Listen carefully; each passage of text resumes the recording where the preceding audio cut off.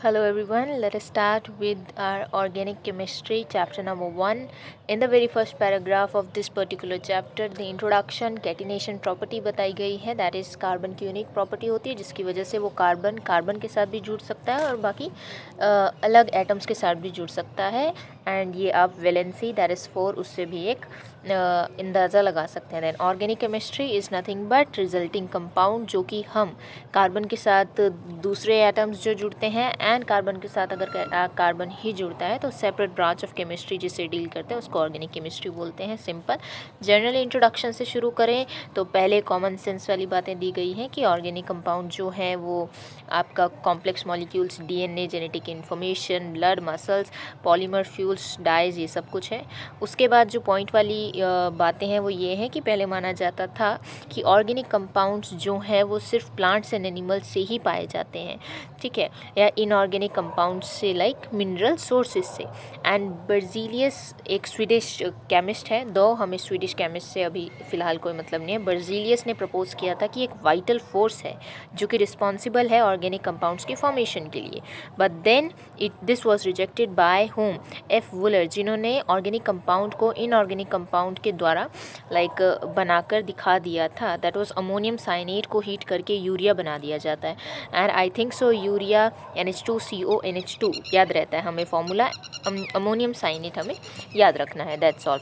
अगर हम acetic acid की बात करें तो एसिटिक एसिड कॉल्बे ने बना के बताया था, लाइक एक उस मिथ को हटा दिया कि हाँ इनऑर्गेनिक कंपाउंड्स के द्वारा ऑर्गेनिक कंपाउंड्स नहीं बन सकते। तो एफ वुलर ने यूरिया बनाया है, कॉल्बे ने एसिटिक एसिड बनाया है, बर्थोलेट ने मीथेन बनाया है। ओके, कमिंग नेक्स्ट आपका बहुत सिंपल चीज़ें हैं। Tetravalence of carbon, shapes of organic compound. sp3 क्या रहता है, अगर आप अपना bond length bond pairs and lone pairs को प्लस करते हैं किसी भी कार्बन के साथ जो हैं या किसी भी एटम के, ठीक है, तो अगर वो 2 आता है तो sp हाइब्रिडाइजेशन होती है, अगर वो 3 आता है तो sp2 हाइब्रिडाइजेशन होती है, अगर वो 4 आता है तो sp3 हाइब्रिडाइजेशन होती है।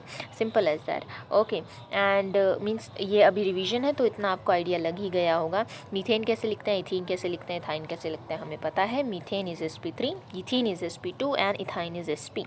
ओके, हाइब्रिडाइजेशन इन्फ्लुएंस करती है बॉन्ड लेंथ को और बॉन्ड स्ट्रेंथ को, बॉन्ड एंथैल्पी को। अगर ट्रिपल बॉन्ड पाया जाएगा तो उसकी बॉन्ड लेंथ सबसे कम होगी और बॉन्ड एंथैल्पी उतनी ही ज़्यादा होगी।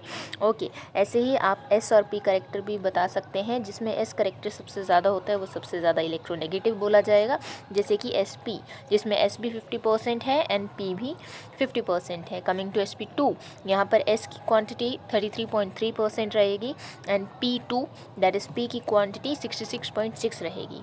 देन उसके बाद sp3 भी आप ऐसे ही कैलकुलेट कर सकते हैं। Number of pi bonds and sigma bond आप काउंट बहुत आराम से कर सकते हैं। इसका छोटा सा रूल ये है कि जो डबल बॉन्ड होते हैं या ट्रिपल बॉन्ड होते हैं उनमें एक सिग्मा बॉन्ड पक्का पाया जाता है, राइट। तो अगर डबल बॉन्ड है तो उसमें से जो एक बॉन्ड है वो सिग्मा है, दूसरा पाई है। ट्रिपल बॉन्ड है तो उसमें से एक सिग्मा है, बाकी 2 पाई हैं। 12.1 प्रॉब्लम प्रिटी सिंपल, अगर ध्यान से देखेंगे तो बहुत अच्छे से फटाफट हमें ये समझ आ जाता है।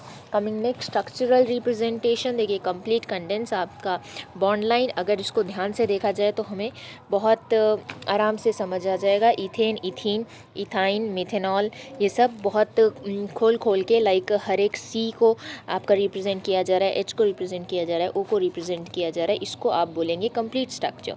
कमिंग नेक्स्ट, आप बॉन्ड्स को शो ही नहीं कर रहे हो और सीधा जो आपके मॉलिक्यूल्स हैं उन्हीं को रिप्रेजेंट कर रहे हो, उसको आप बोलेंगे कंडेंस स्ट्रक्चर फार्मूला। वहीं बॉन्ड लाइन स्ट्रक्चर फार्मूला होता है जब आप किसी जिगजैग फैशन में या फिर स्ट्रेट लाइन में ही आप क्या कर रहे हो, अपने बॉन्ड्स को शो कर रहे हो एंड जो आपके पॉइंटेड एंड्स हैं वो कार्बन को शो कर रहे हैं। सिंपल। साइक्लिक कंपाउंड में भी बॉन्ड लाइन फार्मूला यूज़ होता है, वो अगले पेज पे दिखा रखा है।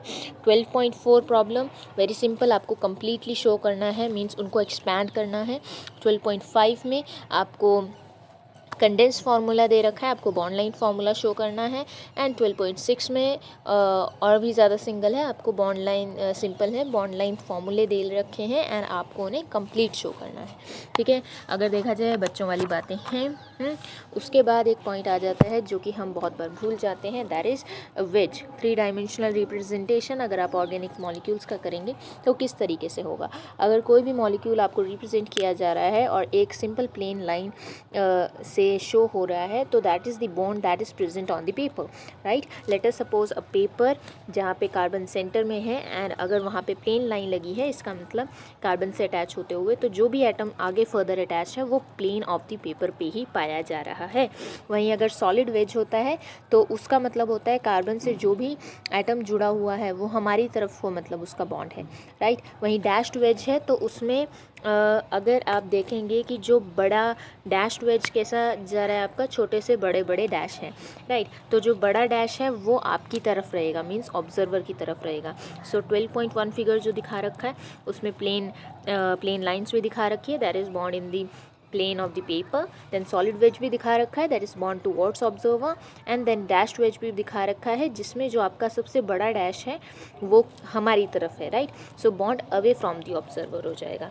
Simple green box, framework model, ball and stick model, space filling model, simple as that. Coming next, classification of organic compound. Organic compound open chains भी हो सकते हैं आपकी, साइक्लिक भी हो सकते हैं। अगर आपका साइक्लिक रहेगा या क्लोज चेन रहेंगी तो वो होमोसाइक्लिक भी हो सकते हैं, मींस एक ही मतलब कार्बन कार्बन कार्बन कार्बन और एटम्स के साथ बनेंगे। हेट्रोसाइक्लिक में आपका OS-N ये सब भी आ सकते हैं, राइट। एंड अब आ जाते हैं होमोसाइक्लिक के फर्दर क्लासिफिकेशन पे। तो एलिसाइक्लिक एंड एरोमेटिक। एलिसाइक्लिक जो एरोमेटिक नहीं होंगे, एरोमेटिक जो एरोमेटिक होंगे। एरोमेटिक का भी फर्दर क्लासिफिकेशन करें तो benzenoid compounds and non benzenoid compounds. Okay, open chain में आपके स्ट्रेट लाइन रहेगी, सिंपल है। इथेन फॉर्मूला पता है, आइसोब्यूटेन पता है, एसिटाइल्डिहाइड आपको पता है, एसिटिक एसिड आपको पता है। इथेन C2H6, आइसोब्यूटेन यहाँ पे Y की फॉर्मेशन हो रही है at the end and then CH3CH CH3CH3, right. Acetaldehyde acetic acid. Then close chain आपको साइक्लोप्रोपेन दिया गया है, साइक्लोहेक्सेन दिया गया है, साइक्लोहेक्सीन दिया गया है और टेट्राहाइड्रोफ्यूरान दिया गया है। टेट्राहाइड्रोफ्यूरान का स्ट्रक्चर हम भूल जाते हैं इसलिए इसको मार्क कर लिया जाए। एरोमेटिक कंपाउंड आपका रहेगा बेंजीन, राइट। तो एरोमेटिक कंपाउंड वो रहेंगे जिसमें से आपको अरोमा आता है। 1 मिनट के लिए हम इसको ऐसे याद रख सकते हैं, ठीक है। दीज इंक्लूड बेंजीन वाली रिंग्स, तो benzene and other related rings तो उन्हें बेंजोनॉइड बोलते हैं। एंड जिनमें बेंजीन रिंग होती है एंड हीट्रो एटम भी प्रेजेंट होते हैं उन्हें आप हीट्रोसाइक्लिक एरोमेटिक कंपाउंड बोलते हैं। एंड नीचे आपको बेंजोनॉइड एरोमेटिक कंपाउंड दे रखे हैं, नॉन बेंजोनॉइड कंपाउंड दे रखे हैं। Benzene you very well know about is aniline, benzene के ऊपर NH2 नेप्थलीन, 2 रिंग्स हैं बट उनमें बॉन्ड्स का फॉर्मेशन आपको ध्यान से देखना है। नॉन बेंजोनॉइड कंपाउंड एक ही दे रखा है, therefore this is very important, tropone, right. आपका ये how many carbons are there, 1 2 3 4 5 6 7 carbons हैं, ठीक है। 3 डबल बॉन्ड है, 3 पाई बॉन्ड्स हैं एंड ऑक्सीजन डबल बॉन्ड से कनेक्टेड है। देन कमिंग टू आपके जो तीनों हीट्रोसाइक्लिक एरोमेटिक कंपाउंड्स के एग्जाम्पल है, that is furan, thiophene and pyridine. ये तीनों इंपॉर्टेंट हैं, इनके स्ट्रक्चर भी इंपॉर्टेंट है। फ्यूरान यहाँ पे डबल बॉन्ड दिखा रखा है एंड पीछे जो हमने अभी अभी पढ़ा दैट इज़ क्लोज कंपाउंड में वो था टेट्राहाइड्रोफ्यूरान, ठीक है। तो उसके बाद आपका थियोफिन है, पायरिडीन है। फंक्शनल ग्रुप वो होते हैं जो कि आपके द फंक्शनल ग्रुप में be defined as the atom or group of atom joined in specific manner which is responsible for the characteristic chemical properties of the organic compounds. OH अगर आप जोड़ देते हो दैट इज़ हाइड्रोक्साइल कंपाउंड, तो वो alcohol का formation करेगा। CHO will be aldehyde, COOH will be carboxylic acid and so on. पूरा 12th स्टैंडर्ड की NCERT इसी से फिलअप है। होमोलोगस सीरीज क्या रहेगा आपका, ग्रुप और series of organic compound each containing a characteristic functional group, same functional group है, ठीक है। And forms a homologous series, एक जैसे सीरीज़ मींस एक जैसे दिखने वाले कंपाउंड्स की सीरीज़ बनती चली जाती है, इसलिए उन्हें होमोलॉग्स बोलते हैं। एंड जो आपकी होमोलॉगस सीरीज़ है उसके सक्सेसिव मेंबर जो हैं वो CH2 यूनिट से डिफ़र करते हैं। Okay, in the next particular audio and video we will be turning to nomenclature of organic compound. Till then, bye.